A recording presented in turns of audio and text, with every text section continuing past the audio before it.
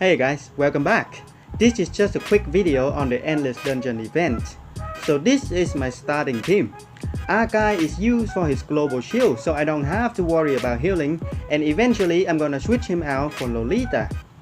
You need a lot of crowd control for the higher floors, so Lolita would be the best tanker to use later on. If you don't have her, try to pick her from the NPC supports along the way. Also, if you don't have Lunox, you can use Hanabi in place of her. Like I said, crowd control is very important. You can see there I pick an NPC Hanabi for later. Basically, the shield from Akai will keep everybody healthy, and we can focus on upgrading the instrument of corruption. I will max out this instrument first, so I get maximum amount of withering element each time I clear a floor. For weaker players who struggle in the early floors, you can open all 3 instruments, or you can even open 2 more duplicates of the corruptions to get more withering elements. But you should focus on upgrading one instrument of corruptions to level 6 before you upgrade the others, because it reduces the cost of upgrading all instruments by 20%. When you get your corruptions to level 3, remember to leave one item slot open before you enter the next floor, as you might be granted a really good buff item on the next floor. The first 2 times you get this revive, heal or energy, pick the 500 energy twice, so all of your heroes can cast their skills when they enter the fight later on.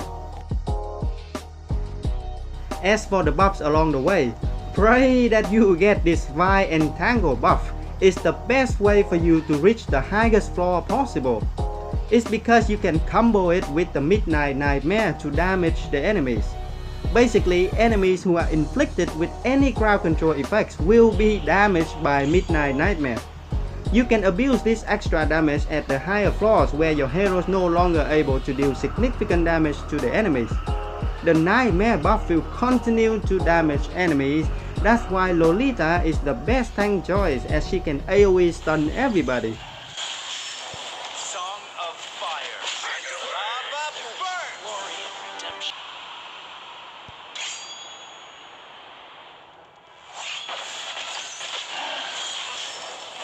Song of Fire. Lava burn. Agility is also an excellent buff for Hanabi, so try to get them as well. Small bomb deals extra 10% damage.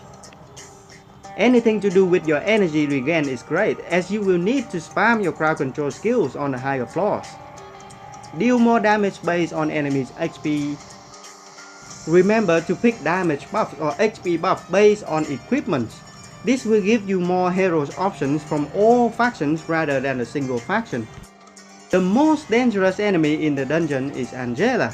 Your own heroes are very powerful due to all the extra buffs you get along the way. That's why when they get charmed, especially your main damn dealer, it's possible for them to wipe their own team very quickly. So be very careful when you see Angela in the enemy lineup. Song of Fire. Lava burn. May the holy light be with you. Watch your head. You are making me mad! The tree is full. Here I am on floor 13, and I got my instrument of corruptions to level 10. The next instrument you should upgrade is the instrument of soul.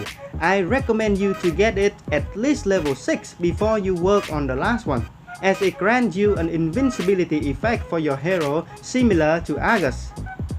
As you can see here, since I got the corruptions to level 10, it only took me 2 more floors to get the instrument of soul to level 6. I'm gonna go back to upgrading the instrument of corruptions to level 12. Again, if you're struggling, you should open the last instrument of tentacles. Yeah, that's what they call it. Start getting the instrument of tentacles to level 6, so you have access to the tiles around the enemies. This is floor 21. I've maxed out the corruptions and I got the instrument of soul to level 9. You can get 2% extra damage with each tile open, only if you have the instrument of tentacles, so don't forget to open it.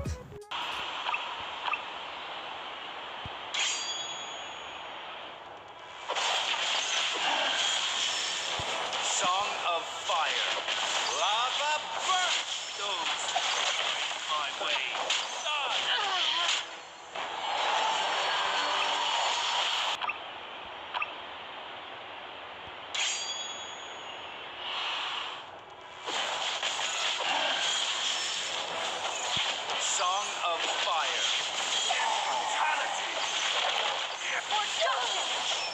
Song of immortality or death.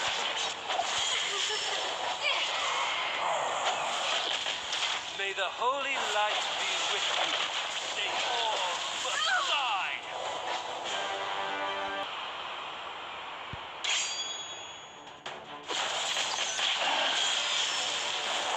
Song of fire.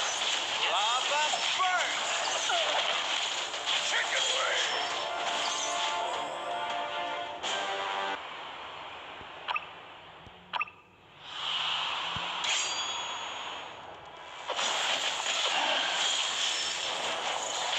Song of fire. Fury hell.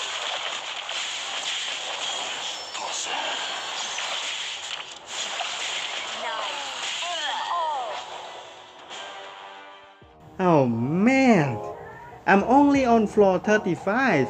I looked away for 2 seconds and an enemy's Moskov just wiped my entire team out. So I lost Lolita, Hanabi, Lunox and Veiler all in one fight.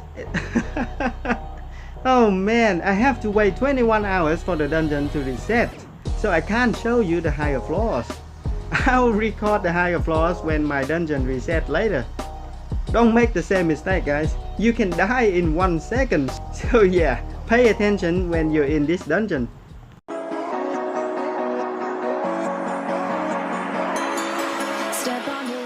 This is the Dark Tower 254.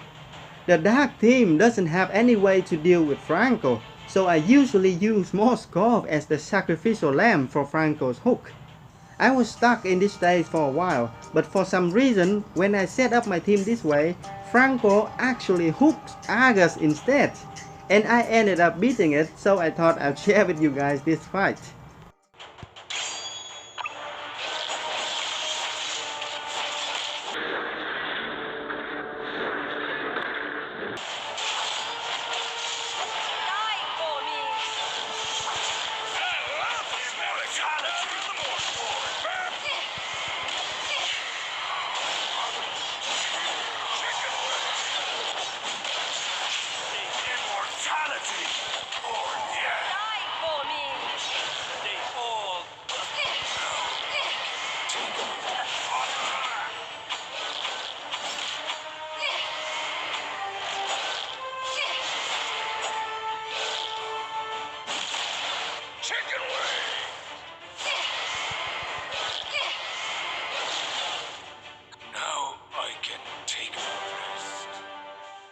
Without Hanzo or Thomas, the Dark Tower can still be done.